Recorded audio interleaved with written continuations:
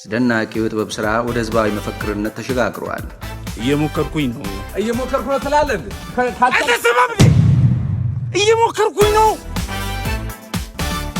ይህ አሃዱ ዞን ነው። አንዲት እህት የኮሜዲያን ያሲን ቪዲዮን ስትመለከት የተሰማትን ስሜት በኮሜንት ቦክሱ እንዲህ ስትል ጽፋለች። የቤት ክራይ ደርሶብኝ የምከፍለው ሳጣ ራሴን ማጥፋት ሁሉ አማረኝ። ግን የሁለት ልጆች እናት በመሆኑ ያንን ማድረግ አልቻልኩም። የነበረኝ ምርጫ ቢኖር እጄ ላይ ያለውን ስልክ መሸጥ ብቻ ነበር። ስልክ ቤት ስልኬን ልሸጥ ሄድኩኝ። ዋጋውን ሲያራክሱብኝ እያዘንኩ እየተመለስኩ ሳለ ይህንን ቪዲዮ አየሁት። መንገድ ዳር ድንጋይ ላይ ተቀምጬ ተንሰቅስቄ ያለቀስኩኝ። የራሴን ሕይወት የተናገረልኝ ነው የመሰለኝ። የሞከርኩኝ ነው ከኮሜዲ ስራነት ወደ ህዝባዊ መፈክርነት ተምዘግዝጓል። ህዝብ መከራ ቀንበር ተጭኖት እኔ ያውቅልሃለሁ በሚሉት ፖለቲከኞች ጩኸቱን ተቀምጦ ምታን በመረጠበት ወቅት በብስሯን መስራት ጀምራለች።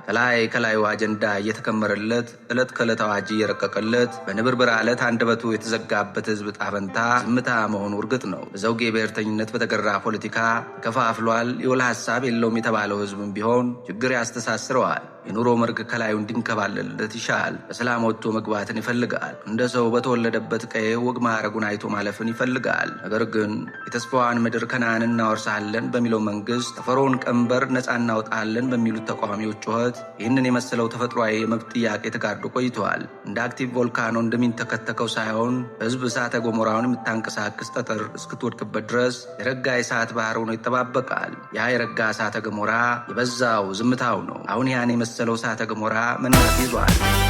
ያንተን ቤት ከልከፍል እየሞከርኩኝ ነው።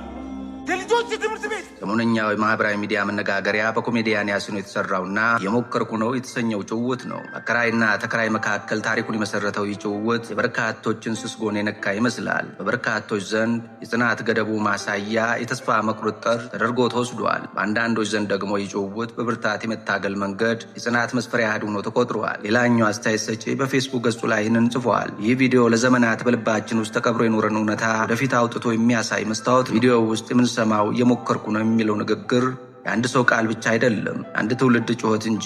ዛሬ ብዙዎቻችን ህይወትን እየኖርን አይደለም፣ እየሞከርን ነው። ይህ ቃል ዛሬ በአባቶች አንደበት በወንድ ልጆች ልብ ውስጥ የተቀረጸ ቃል ነው። ዛሬ አባት መሆን ማለት ማይታይን ጦርነት መዋጋት ማለት ነው። አንድ አባት ቀኑን ሙሉ እየሰራ እየሞከረ እየተንገላታ ይጓዛል። ሌሊት ግን ልጆቹ ሲተኙ እርሱ ነገን እንዴት እንደሚሻገር ጃውኑ ነው ጣራጣራውን እያየ ያስባል። የቤት ክራይ፣ የልጆች ትምህርት ቤት፣ የምግብ ዋጋ፣ እነዚህ ቁጥሮች ብቻ አይደሉም፣ በአባት ደረት ላይ የሚጫኑ ድንጋዮች ናቸው። አባት የልጆቹን መጫወቻ ነገር ለመሸጥ ሲገደድ ይህ መሸጥ ንብረትን መሸጥ አይደለም። የአባት ህልምን፣ የተስፋ ቁራጭን፣ ኃይልን፣ ክብርን መሸጥ ነው። ነገር ግን አባት ልጆቹ ከሌሎቹ ልጆች እንዳያንሱ የራሱን የነገ ህልምን ይተዋል። ይህን ሲያደርግም ጀግና መሆኑን አይናገርም፣ አይኮራም። በሰው ፊት ደህና ነኝ ይላል፣ በልቡ ግን በየቀኑ ጦርነት እየተዋጋ ነው። ቤተሰቡ እንዳይፈርስ እርሱ ይሰበራል። ልጆቹ እንዳያፍሩ ፍርሃቱን ይውጣል።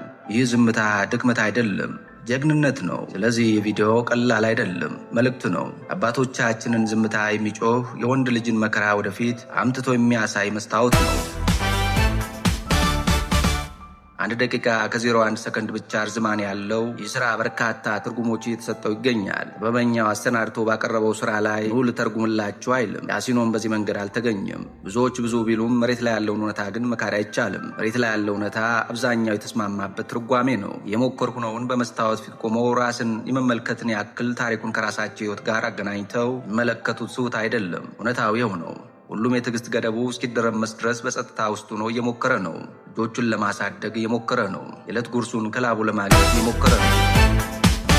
ጥበብን በተመለከተ ሁለት ሀሳቦች ሲንሸራሸሩ ኑረዋል። ከእነዚህ ዋልታዊ ሀሳቦች መካከል የመጀመሪያው ጥበብ ህብረተሰቡን፣ ልማትን፣ ፖለቲካን ማገልገል አለባት ይላል። ሌላኛው ጥበብ በጥበብነቷ ብቻ መወሰን አለባት፣ ጥበብነቷ ብቻ መዳኘት አለባት። ጥበብ የህዝብን ዋይታ ችላ ትበል፣ ከፖለቲካ ጥንቡሳ ስትራቅ፣ ከልማት ተራድኦ ትሽሽ ይላል። ኮሜዲያን ያሲን የሰራት ቪዲዮ ከዚህኛው ሀሳብ ጋር ጉርብትና የላትም። የሞከርኩኝ ነው ሙከራ ያዛለው ህዝብ ድምፅ ናት እየተባለም ያለውም በምክንያት ነው። ያም ምክንያት አነጋጋሪው የኮሜዲ ስራ የህዝብን ስቃይ የተሸከመ የስቃይ ድምፅ በመሆኑ ነው። ኮሜዲ ሁልጊዜ የሚወለደው በመከራ ውስጥ ነው እንደሚባለው አነጋጋሪው ትወናም ከመከራ የተወለደ ነው። ያ መከራ ህዝባዊ ነው። ከዚህ ላይ ጠያቂ እንዲህ ሲል ሊጠይቅ ይችላል። እውን እየሞከርኩኝ ነው ኮሜዲ ወይስ አብዘር ድራማ የሚል የዘውግ ጥያቄ ያነሳል። እንደተባለው እየሞከርኩኝ ነው ኮሜዲ ነውን?